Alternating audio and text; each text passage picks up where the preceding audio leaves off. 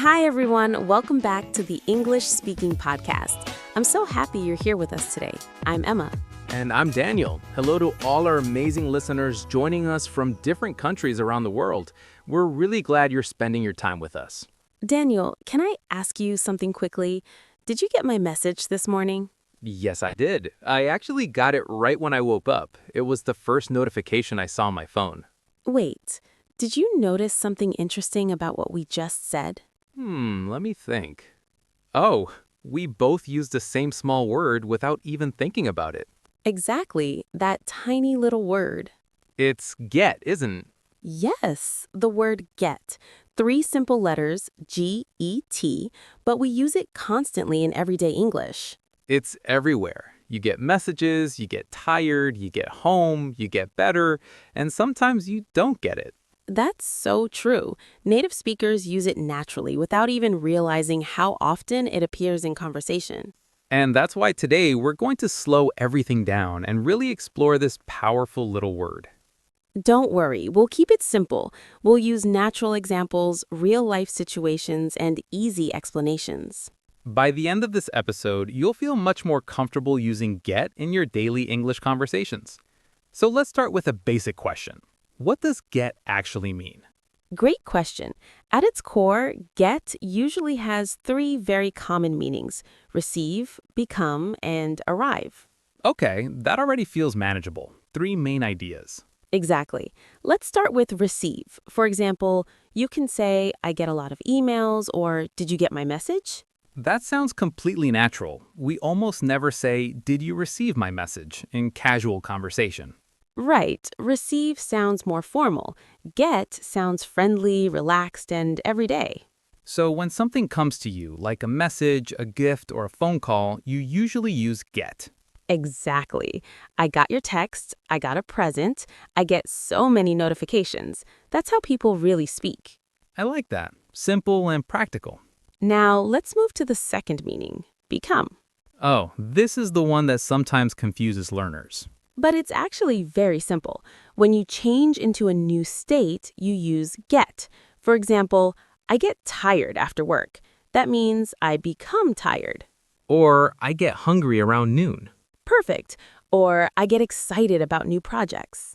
So get plus an adjective often means become. Exactly. Get tired, get cold, get nervous, get happy. That already feels more natural. And the third common meaning is about movement, arriving somewhere. Like, what time do you get home? Yes, we don't usually say, I arrive home at 6 in daily conversation. We say, I get home at 6. So when you reach a place, you can use get. Exactly. Get to work, get to school, get there early. Wow, one small word, but it does so much work. That's the beauty of English. Sometimes the simplest words are the most powerful. And don't worry, we're going to go deeper into each meaning with clear examples. Yes, we'll break it down step by step so you can really get it. See, you just used it again. I did. That's how natural it is. All right, everyone, let's slow down now and explore the first meaning in more detail. So as we were just saying, let's slow everything down and really focus on the first meaning of get, because this is probably the one you will use the most in your daily life, and that meaning is receive. Yes, receive. This is the easiest place to start because it happens to us every single day. We get messages, we get emails, we get phone calls, we get notifications, and sometimes we get surprises. Exactly. Think about your morning. What's the first thing you usually get when you wake up? Honestly, I get notifications. So many notifications. Messages from friends, news alerts, maybe a reminder from my calendar. Same here. And notice how natural that sounds. We didn't say, I receive notifications. That sounds a little formal, almost like a business email. Yes, in real conversation, we almost always use get. For example, did you get my email? That sounds completely normal. Or, I didn't get your message. That's something we say all the time. Exactly. And here's something important for learners. When we talk about the past, we say got. So, I got your message yesterday. Right, not I get your message yesterday. That's a very common mistake. Yes. So remember, present tense, get, Past tense, got. Let's give more examples so everyone feels comfortable. Imagine your friend sends you a photo. Later, you can say, I got the photo. It looks amazing. Or if you're waiting for something important, you might say, did you get the results? Maybe exam results, test results, or even medical results. That's true. And when something arrives at your house, like a package, what do you say? You say, I got the package today, not I received the package in casual conversation. Exactly. Receive is correct, but get is natural. Here's another situation. Imagine it's your birthday, I like where this is going. and someone asks you, what did you get for your birthday? Yes, we always say that. I got a book, I got a watch, I got chocolate. Nobody says, what did you receive for your birthday, unless they're being very formal or joking. So when something comes to you, a message, a gift, money, news, you can usually use get. Exactly. Let's make it even clearer with short, simple sentences. Okay, I get emails every day. I got a call from my mom. Did you get my text? I didn't get the invitation. Perfect. These are the kinds of sentences you can start using immediately. And here's something interesting. Sometimes get can also mean buy. Oh yes, that's very common too. For example, I need to get some milk. Or I'm going to get a coffee. That doesn't mean you're receiving coffee from the sky. No, it means you're going to buy it. So again, context is very important. Exactly. The situation tells you the meaning. Let's imagine a short real-life conversation so listeners can hear how natural this sounds. Good idea. Hey, did you get the tickets? Yes, I got them this morning. Great. I'll get the snacks. See? 3 different uses in just 2 sentences. That's why this word is so powerful. It saves time. It makes your English sound relaxed and fluent. And the more you listen to native speakers, the more you'll notice how often they use it. So here's a small practice moment for everyone listening. Yes, let's make this interactive. Think about today. What did you get today? Maybe you got a message, maybe you got good news, maybe you got homework. Try to say one sentence in your head right now. Today, I got. This is how you train your brain to use the word naturally. And don't worry about being perfect. The goal is to feel comfortable. Exactly. Small steps every day and you'll get better without even noticing. Nice use of get again. See, it just keeps coming back. So now that we've really explored get as receive, let's move a little deeper into another meaning, one that's connected to feelings and changes. So as we were just saying, let's move a little deeper into another meaning of get. And this one is connected to feelings, moods, and changes, which means here, get can mean become. Yes, and this is one of the most powerful uses of get because we talk about feelings and changes all the time in daily life. Exactly. From morning to night, we are always becoming something. We get tired, we get hungry, we get excited, we get nervous. That's true. Even right now, I'm starting to get hungry just talking about all these examples. See, perfect example. I'm getting hungry. That means the feeling is changing. Before, you were fine. Now, slowly, you're becoming hungry. And that's the key idea. When something changes, especially a feeling or condition, we often use get. Let's start with simple physical feelings. For example, I get tired after work. Or I get sleepy after dinner. Yes, and notice we don't usually say, I become tired in conversation. That sounds a bit strange and unnatural. Exactly. Become is correct, but it sounds more formal, more like a textbook. Get sounds real and natural. Let's give more everyday examples. I get cold in winter. I get hot in summer. I get thirsty after running. I get stressed before exams. These are all very common, very normal sentences that English speakers use all the time. And it's not only physical feelings, it's also emotional changes. Yes, like I get happy when I see my friends. Or I get nervous before a presentation. That's a very common one. A lot of people get nervous when they speak in front of others. Definitely. And if something annoys you, you can say, I get annoyed when people are late. Or I get angry when I don't sleep enough. That's very honest. Very real. And here's something important for learners. After get, we usually use an adjective when we mean become. Yes, get plus adjective. Get tired, get angry, get excited, get bored, get better.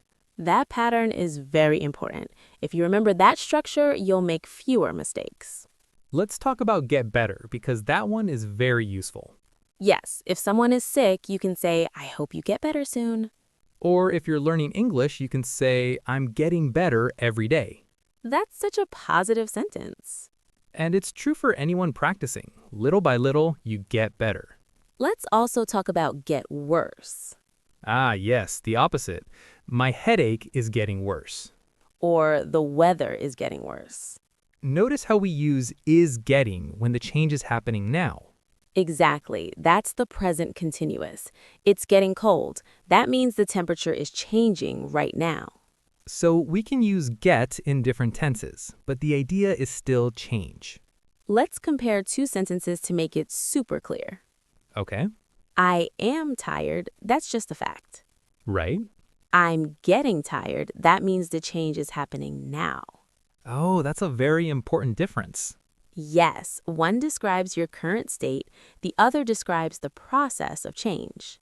So get is very dynamic. It shows movement, progress, or transformation. I love that word, transformation. Me too, because language learning is also a transformation. At first, things feel confusing. Then slowly, you get more confident. That's such a nice way to say it. And even motivation changes. At the beginning of a new year, people get excited about their goals. Yes, I get motivated in January. But maybe by March, they get tired. That's also very real. So again, get is everywhere in daily conversation. Let's do a quick mini practice for everyone listening. Good idea. I'll say a situation and you think of a sentence with get. Ready. After running for 20 minutes. You get tired. When you watch a scary movie. You get scared.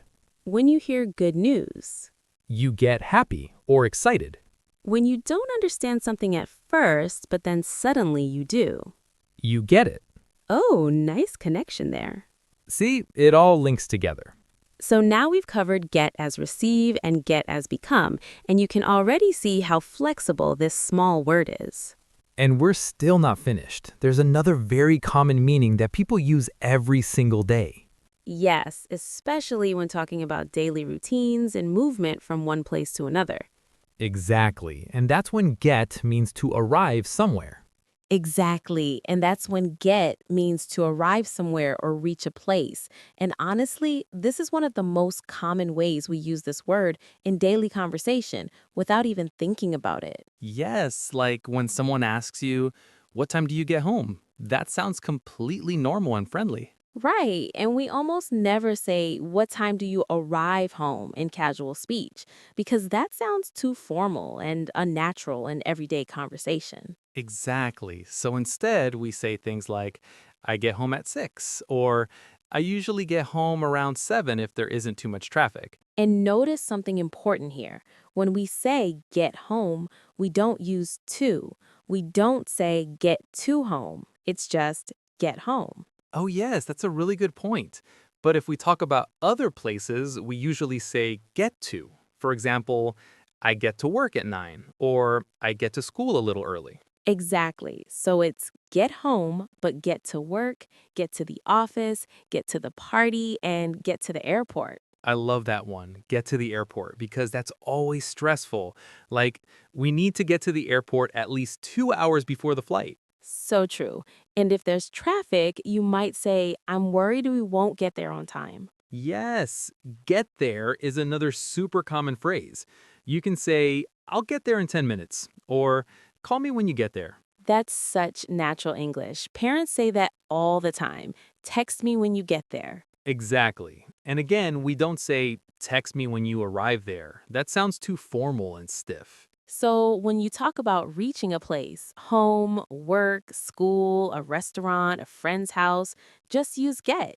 It makes your English sound more natural and relaxed. And we can also use it in past tense. For example, "I got home late yesterday," or "We got to the party after dinner." Yes, and remember, the past of get is got. So don't say, I get home late yesterday. It should be, I got home late yesterday. Good reminder. And sometimes we even use it for opportunities. For example, "I got to meet my favorite singer." Oh, yes, that's another meaning. In that case, get to means you had the chance or opportunity to do something. Like, I got to travel last year, or I got to try a new restaurant. Exactly. So now, get is not just receive, become, or arrive. It can also mean have the chance to do something. Wow, this tiny word is really powerful. It really is, but don't feel overwhelmed. The key is to listen to real English and notice how often native speakers use get when they talk about going places or reaching somewhere. Yes, and try using it in your own life. For example, I get to work at 8:30, or I got home very late last night. The more you use it in simple daily sentences, the more natural it will feel. And soon you won't even think about it. You'll just say it automatically. Exactly. That's when you know you're really getting comfortable with English. And now that we've talked about get, meaning receive, become, arrive, and even have the opportunity to do something, let's move to another very friendly and super common meaning. Oh yes, this one is my favorite. Same here. This time, get means understand. Ah, yes, the classic phrase, I get it. Exactly. When you finally understand something, you can simply say, "Oh, I get it." And that sounds much more natural and relaxed than saying, I understand. Right. I understand is correct, but I get it feels more conversational, more everyday English. For example, imagine I'm explaining a grammar rule to you, and suddenly you say, wait, I get it now. Yes, that now at the end makes it even more real. I get it now means you didn't understand before, but now you do. And we can also use it in questions, like, do you get it? Exactly. Teachers say that all the time. Do you get it means do you understand? And sometimes the answer is honest. Not really, I don't get it. That's completely fine to say. I don't get it is a very natural way to admit you're confused. I use that when someone tells a complicated joke. I'm like, sorry, I don't get it. Yes, or when someone explains something very technical and your brain just freezes. Exactly. And here's something interesting. We can also say, I get why. Oh, yes, that's such a good one. For example, I get why you're tired, or I get why she's upset. That shows empathy. It means you understand the reason behind someone's feelings. Right. It's not just understanding information, it's understanding emotions. So if a friend says, I'm really stressed, you can say, yeah, I get it. That sounds supportive and kind. And again, it's simple, just two small words. Get it. Let's look at a few more examples to make it clearer. If someone gives you directions and you finally understand, you can say, okay, I get it. Turn left, then right. Or if someone explains a game, you might say, oh, now I get it. That makes sense. Perfect example. And notice how natural that sounds in real conversation.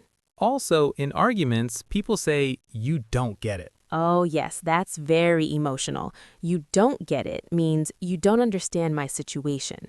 So context is really important here. Always. But the structure is simple. Get plus it usually means understand. And in past tense? Got. So you can say, I got it, which means I understood.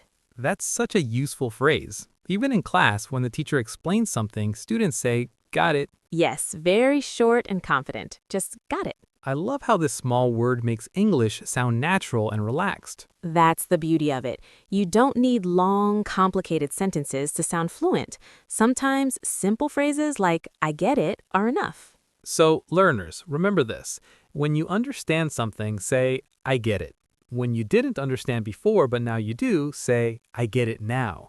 And when you're confused, say, I don't get it. Practice these in real life, and soon you'll feel much more confident using everyday English. I think our listeners are starting to get it already. I hope so. And if not, Don't worry. By the end of this episode, everyone will get it. And now, as we slowly come to the end of today's episode, let's take a deep breath and look back at everything we've learned together.